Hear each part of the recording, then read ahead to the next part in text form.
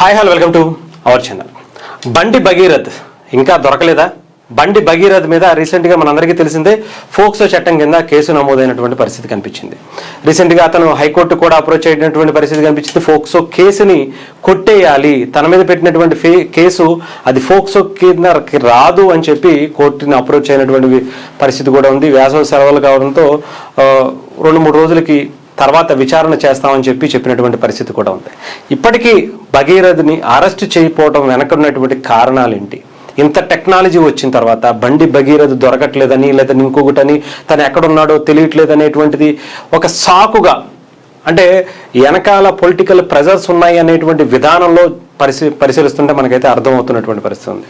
అలాగే ఇక్కడ బండి భగీరథ్కి సంబంధించి ముఖ్యంగా అతను తండ్రి కేంద్ర మంత్రిగా ఉన్నటువంటి ఎంపీ బండి సంజయ్ గారి గురించి మనందరికీ తెలిసిందే. కావాలనే అతన్ని ట్రాప్ చేసి ముఖ్యంగా బండి సంజయ్ గారిని, ఆయన స్థాయిని, ఆయన ఒక పవర్ఫుల్ లీడర్గా తెలంగాణకి సంబంధించినటువంటి బీజేపీలో చాలా బలమైనటువంటి వ్యక్తిగా ఉన్నారు.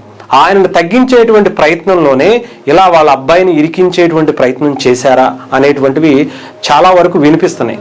బట్ కాకపోతే నిజంగానే అక్కడ వాళ్ళు ఇరికించారా, వాళ్ళు దాంట్లో ఇరికించేటువంటి ప్రయత్నం చేశారా? 2025 నుంచి వాళ్ళ తల్లిదండ్రులతో కావచ్చు, అమ్మాయితో కావచ్చు, చాలా క్లోజ్గా మూవ్ అయినటువంటి భగీరథ్కి అప్పుడు లేనటువంటి ఇబ్బంది ఇప్పుడు ఎందుకు వచ్చింది వాళ్ళకి అనేది కూడా తెలుసుకోవాల్సినటువంటి పరిస్థితి అయితే ఉంది.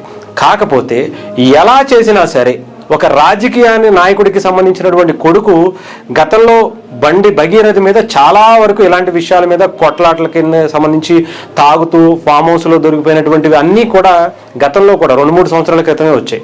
బట్ ఇప్పటికీ అవే కొనసాగుతుంటే తండ్రిగా బండి సంజయ్ గారు తన రాజకీయాలకు తన కొడుకు ఇబ్బంది అవుతున్నాడని దగ్గర పెట్టుకుని జాగ్రత్త చెప్పేటువంటి పరిస్థితి చేయలేదా? చేసినా కూడా అతను వినలేదా?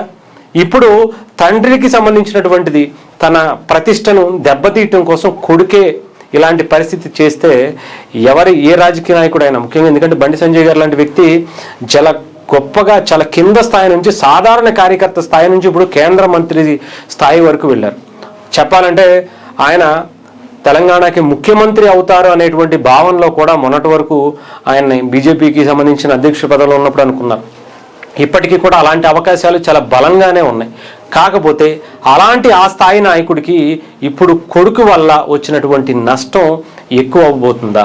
ఆయన ముఖ్యమంత్రి పదవికి అడ్డొస్తారు అనేటువంటి భావనతోనే, బీజేపీ పార్టీ అధికారంలోకి వస్తుంది అనేటువంటి భావనలోనే కొంతమంది ఇలాగా 2025 నుంచి ఉన్నటువంటి రిలేషన్స్లో చాలా క్లోజ్గా వాళ్ళ తల్లిదండ్రులతో కావచ్చు, వాళ్ళ అమ్మాయితో కావచ్చు, చాలా ఫిజికల్గా కావచ్చు, అన్నిటికీ సంబంధించినటువంటి ఫొటోస్, వీడియోస్ అన్నీ కూడా బయటకు వచ్చినాయి.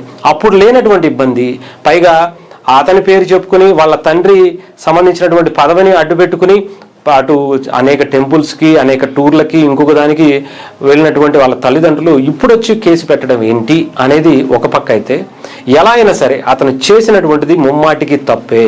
అది ఇక్కడ మాత్రమే తను తప్పు చేశాడు, గతంలో చాలా సచ్చీలుడు, చాలా నీతివంతుడు అని చెప్పడానికి లేదు. గతంలో కూడా బండి భగీరథ్ మీద చాలా చాలా చాలా రూడ్గా బిహేవ్ చేసినటువంటి వీడియోస్, కొట్టినటువంటి వీడియోస్ కూడా బయటకు వచ్చాయి.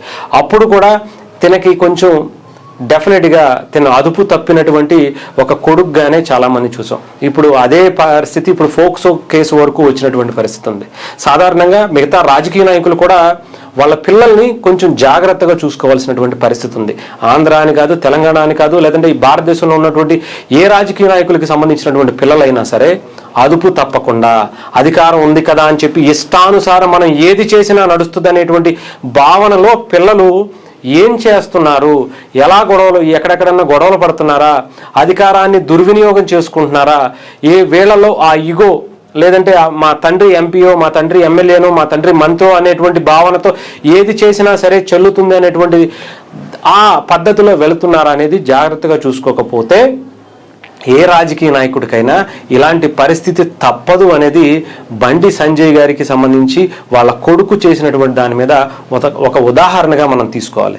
లేకపోతే అంటే కొడుకైనా కూతురైనా ఏం చేస్తున్నారు, వాళ్ళు ఎలా ప్రవర్తిస్తున్నారు, ఎలా బయట బిహేవ్ చేస్తున్నారు అనే దాన్ని ఎప్పటికప్పుడు తెలుసుకోకపోతే ప్రతి రాజకీయ నాయకుడు కూడా దీనికి మూల్యం, మీరు ఎంత కష్టపడినా, గ్రౌండ్ లెవెల్లో ఎంత బలంగా మీరు ప్రాణం పెట్టి సంపాదించుకున్నటువంటి ఇంత జనాధారణ అంతా కూడా నష్టపోయేటువంటి పరిస్థితి ఉంటుంది.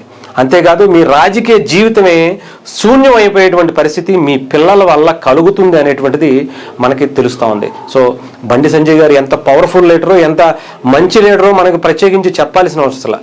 బట్ కాకపోతే ఇక్కడ ఏదైతే ఈ కేసుకు సంబంధించి, ఎందుకంటే ప్రతిపక్షాలు అనేవి చాలా బలంగా ఉంటాయి. బీజేపీ పార్టీ ఎదగకుండా ఉండాలనేటువంటి కుట్రలు చాలా మందే చేస్తారు. బండి సంజయ్ గారు లాంటి లీడరు ఎదగకుండా ఉంటే బాగుంటుంది అనేటువంటి దాని మీద చాలా మందే ఉంటారు. వాళ్ళందరికీ ఒక అవకాశం ఇచ్చేటువంటి పరిస్థితి ఆ కుటుంబంలో ఉండేటువంటి ఒక కొడుకుగా కూతురుగా ఎలాంటి వ్యక్తులు వస్తే ఇంక ప్రత్యేకించి చెప్పాల్సిన అవసరం. సో డెఫినెట్గా బండి సంజయ్ గారి కొడుకు ఎవరైతే బండి భగీరథని ఇంకా అరెస్ట్ చేయకపోవటం వెనక ఉండేటువంటి ఆంతర్యం ఏంటి? కాంగ్రెస్ పార్టీ కాపాడుతుందా? తెలంగాణలో ముఖ్యంగా కాంగ్రెస్ పార్టీతో బండి సంజయ్ గారు లాలూచి కుదుర్చుకున్నారా? మీడియాలో బయటకు రాకుండా కవర్ చేశారా? ఇవన్నిటికన్నా ముందు ఎందుకు అరెస్ట్ చేయలేదు? సింపుల్ క్వశ్చన్ దాని మీద చాలా మందికి ఉంది. అటు బీజేపీ పార్టీకి లేకపోతే బండి సంజయ్ గారికి ఇలాంటి ఇష్యూస్ ఉన్నప్పుడు, ఇలాంటి వాటి మధ్య ఒక పోక్సో కేసు వచ్చినప్పుడు దాని మీద వెంటనే విచారణ వేగవంతం చేసి బండి సంజయ్ తప్పు లేదా, అది బండి సంజయ్ గారు అబ్బాయి భగీరథ్ తప్పు లేదా, కావాలనే ట్రాప్ చేశారా, ఇంకొకటి చేశారా అని దాని మీద విచారణ చేసి దానికి సంబంధించి పూర్తి స్థాయిలో ప్రజల ముందు పెడితే బాగుంటుంది తప్ప ఇలా దొరకలేదు, ఎక్కడో ఉన్నారు, ఇంకొక చోట ఉన్నారు, ఎక్కడో ఒక మనం మొన్న కూడా చూసాం చిరంజీవి గారి మీద, పవన్ కళ్యాణ్ గారి మీద కొన్ని వివాదాస్పదమైనటువంటి వ్యాఖ్యలు చేస్తే ఎక్కడో నేపాల్లోనో ఎక్కడో ఉన్నాడు, ఉత్తరప్రదేశ్ ప్రయాగ్రాజ్లో, అలా వెళ్ళి ఇలా తీసుకొచ్చేసారు. బట్ అలాంటి పరిస్థితి ఇప్పుడు మరి భగీరథకి సంబంధించిన విషయంలో చేయలేకపోతున్నారా పోలీసులు అనేది కూడా చాలామంది ఆశ్చర్యం కలిగించేటువంటి పరిస్థితి ఉంది. ఏదేమైనా సరే అతను జైలుకు వెళ్ళినా, అతను పోలీస్ స్టేషన్కి లేదా కోర్టు మెట్టిలు ఎక్కినా కూడా ఇక్కడ తన సచ్చీలుడు అని చెప్పి తన దగ్గర తప్పు లేకపోతే నిరూపించుకునేటువంటి బాధ్యత తన మీద ఉంది. కొడుకైనా సరే, అలాగే బండి సంజయ్ గారి మీద అయినా సరే అక్కడ చట్టం ముందు నిలబెట్టి మంచి చెడు ఏదో చూపించుకుంటే ప్రజలే అంతిమంగా నమ్మేటువంటి పరిస్థితి ఉంటుంది తప్ప ఇలా దాచుకుంటూ ఉంటే అది ఇంకా పెరిగిపోయేటువంటి పరిస్థితి ఇప్పుడు సోషల్ మీడియా జమానాల్లో ఎక్కువైపోద్దని ప్రత్యేకించి మనం చెప్పాల్సిన అవసరం లేదు.